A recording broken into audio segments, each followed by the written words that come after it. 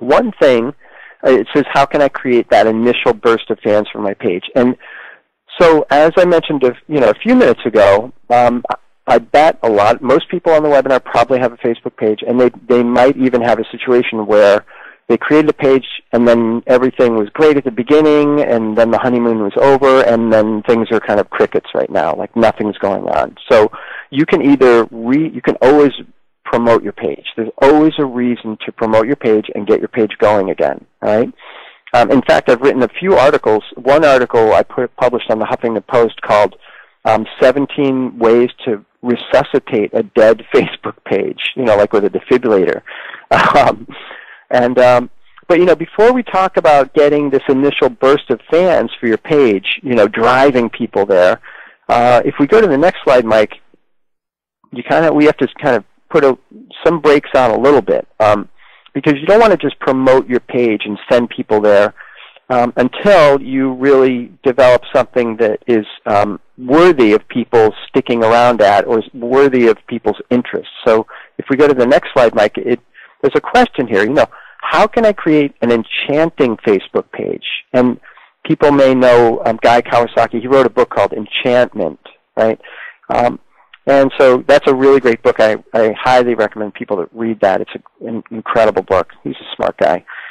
If we go to the next slide, how can I create an enchanting Facebook page? There are really two aspects to this. One is culture and one is strategy.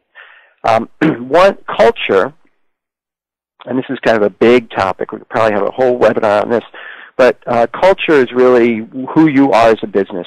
Are you, as a business, really likable? Are you trustworthy?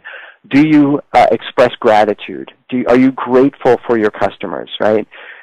Because you can't, it's impossible almost to say, we're likable. Yeah, we want to be likable on our Facebook page, but internally, everybody hates work, no one wants to be there, your boss is a jerk. I mean, your culture is going to reflect online regardless. It's impossible to not have that happen. And we saw this with a few examples that Susan B. Komen, the breast cancer organization, they had a major problem last week with that. And then the second part of this is strategy, right? So your page, what I'm talking about here specifically with strategy is like, your page should be ready for the dinner guests to show up. When the dinner guests show up, you should have something that's ready, something that has a custom welcome tab. You want to fill the restaurant, fill the restaurant. It just means, have some interesting content already on the wall, right? And have maybe some immediate friends, initial friends of yours be on the page and become a fan of the page, and make the content about the fans. So if we go to the next slide, getting that initial burst of fans, there's actually an invite friends feature on a Facebook page. So if Facebook page admins add additional administrators, like you could add multiple admins of the page, you could add multiple admins and then just have those admins, do these friend requests, like have their personal friends invite them to the page. But using your personal friend network only can go so far, obviously, because you want to keep your friends, right? Your business might go under, but you want to keep your friends for life, so you don't want to, bug them too much.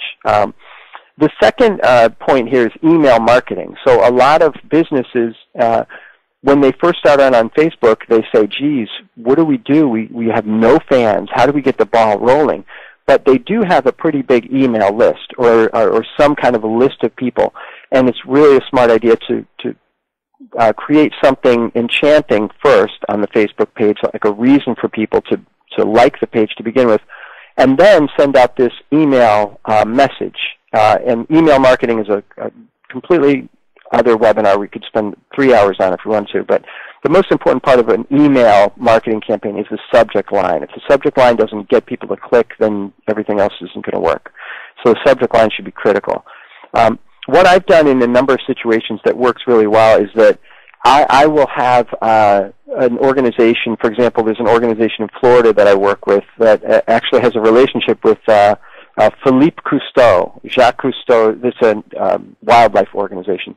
And so they have created a situation where this person, oh no, it's not Cousteau. It's somebody who used to do Wild Kingdom, like some television personality.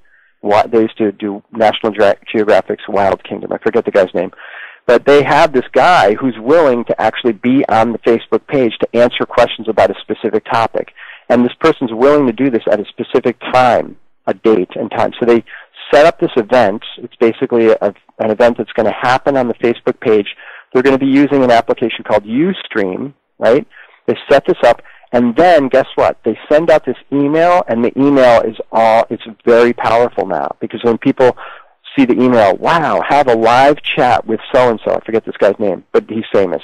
Not that famous, I guess. But then they click on the email. Wow, that's really great. I want to stay. And then the call to action is, stay tuned. Like our page, stay tuned. And then for next Tuesday at 7 o'clock or whatever the day is. Another strategy that I use, I work with a company called Charity How To, and I do a lot of webinars, like educational webinars. And we do free webinars. And one thing that we do is we always have the post Q&A on the Facebook page. And, businesses on the webinar today, any kind of event that you have, any kind of either online webinar or an event, like a physical event, people show up and there's an event, have a reason for people to follow up or have something post-event on the Facebook page. Go to our page, download this other thing that we kind of mentioned, but we're not going to give it to you now. You go to our Facebook page and get it, okay? So those are a couple of ideas to get that initial burst of fans. And then if we go to the next slide, Mike, when someone likes your page, you have to keep them, right? How can I keep fans with a content strategy? The main way to keep fans is really to keep them interested.